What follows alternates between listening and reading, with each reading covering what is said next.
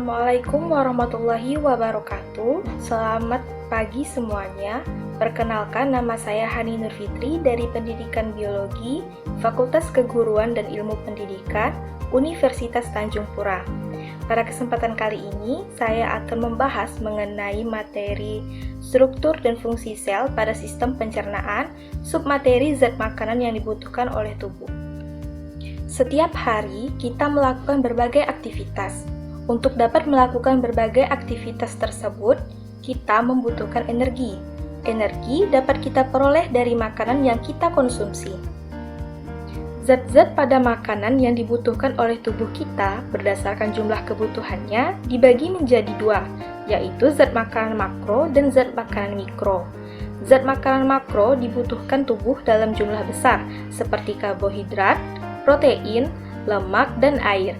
Sedangkan zat makanan mikro dibutuhkan tubuh dalam jumlah sedikit, seperti vitamin dan mineral. Jadi, zat makanan yang diperlukan oleh tubuh kita terdiri dari karbohidrat, lemak, protein, vitamin, mineral, dan juga air. Nah, lalu bagaimana penyusun, jenis, serta fungsi dari masing-masing zat tersebut? Pertanyaan itu akan dijawab melalui video berikut ini. Pertama, karbohidrat. Karbohidrat merupakan senyawa organik yang berasal dari gula.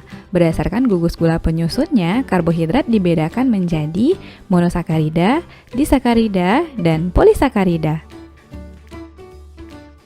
Monosakarida merupakan karbohidrat yang memiliki susunan molekul paling sederhana.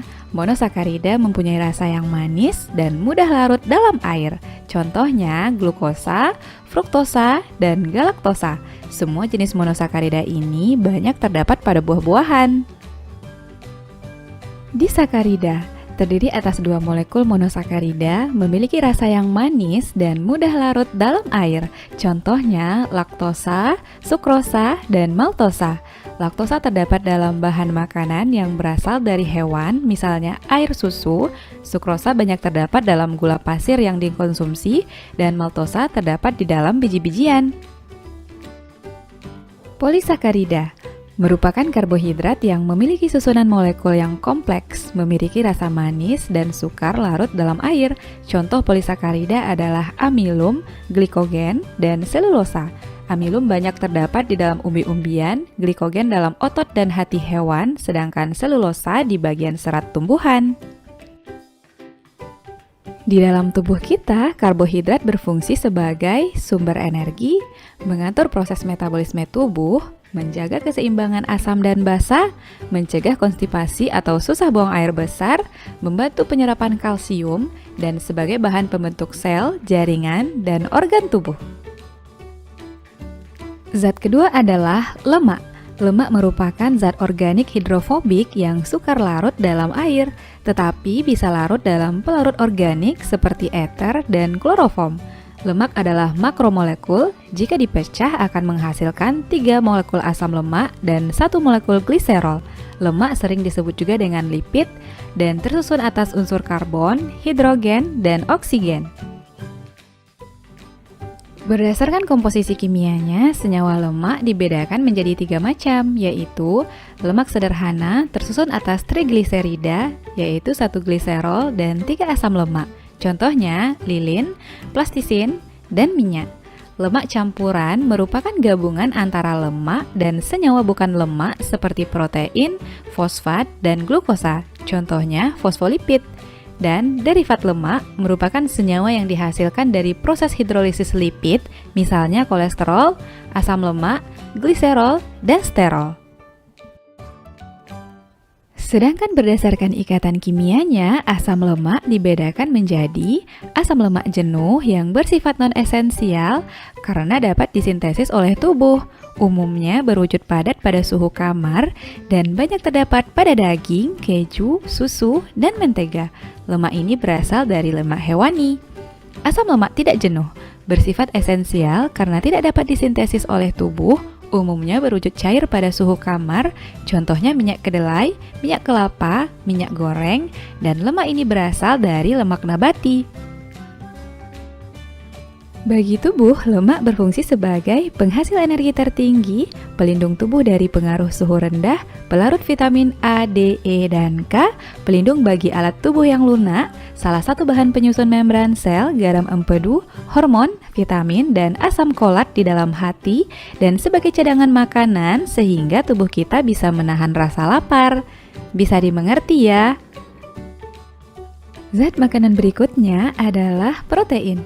Protein tersusun atas satu atau lebih polimer. Setiap polimer tersusun atas monomer-monomer yang disebut asam amino.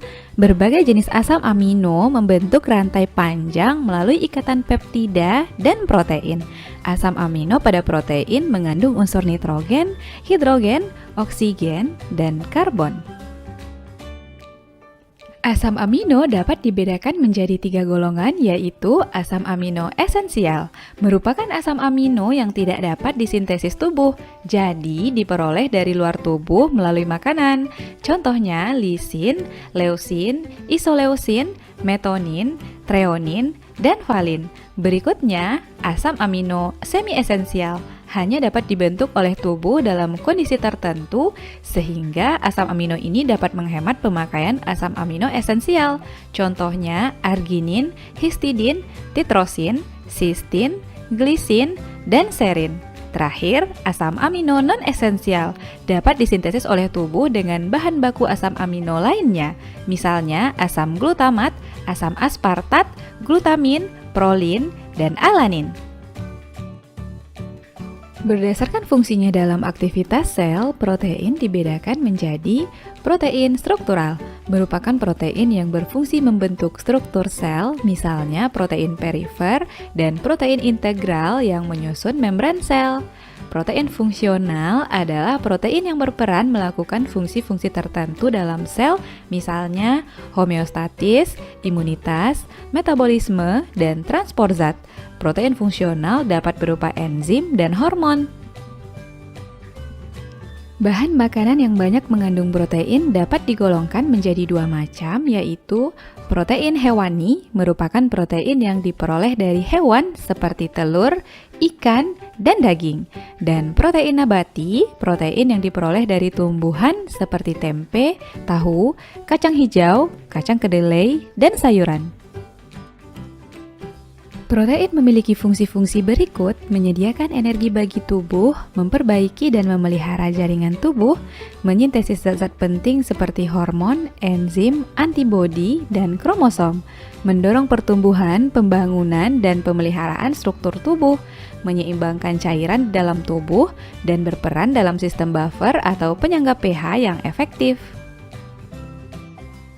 Oke teman-teman, sampai di sini berarti kita sudah membahas 3 bentuk zat-zat dalam makanan: karbohidrat, lemak, dan protein. Yuk kita lanjut ke zat berikutnya. Vitamin merupakan senyawa organik yang diperlukan tubuh untuk memperlancar metabolisme, namun tidak berfungsi menghasilkan energi. Vitamin diperlukan tubuh dalam jumlah yang sedikit, namun perannya tidak bisa digantikan oleh zat lain. Kekurangan vitamin di dalam tubuh kita disebut dengan avitaminosis. Nah teman-teman, inilah jenis vitamin secara umum: vitamin A, B, C, D, E, dan vitamin K. Semua jenis vitamin tadi dapat dikelompokkan menjadi vitamin yang larut dalam air dan vitamin yang larut di dalam lemak. Vitamin yang larut di dalam air terdiri dari vitamin B1, banyak terdapat di hati, daging, dan biji-bijian. Vitamin ini berfungsi untuk proses metabolisme karbohidrat. Selanjutnya, vitamin B2, B3, B6, B12, dan vitamin C yang banyak terdapat di dalam jeruk, tomat, kentang, dan sayur. Vitamin ini berperan penting dalam pembentukan tulang.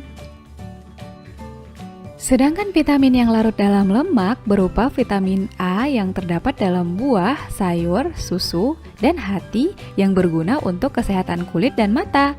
Vitamin D banyak terdapat dalam susu, minyak ikan, dan telur yang berperan penting dalam penyerapan kalsium.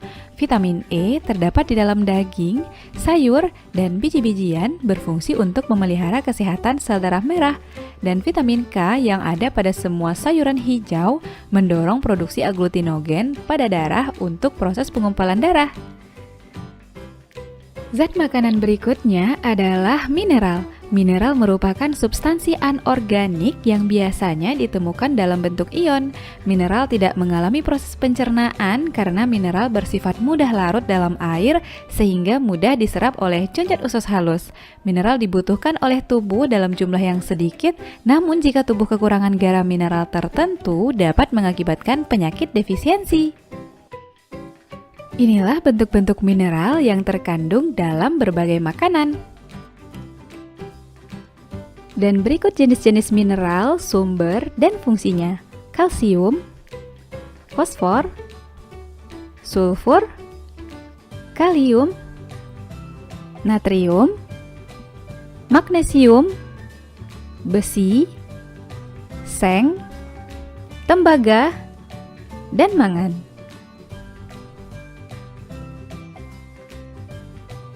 Berdasarkan jumlah yang diperlukan tubuh, garam mineral dapat dikelompokkan menjadi dua, yaitu unsur makro, misalnya natrium, kalium, fosfor, kalsium, magnesium, dan unsur mikro, misalnya seng, besi, tembaga, mangan, yodium.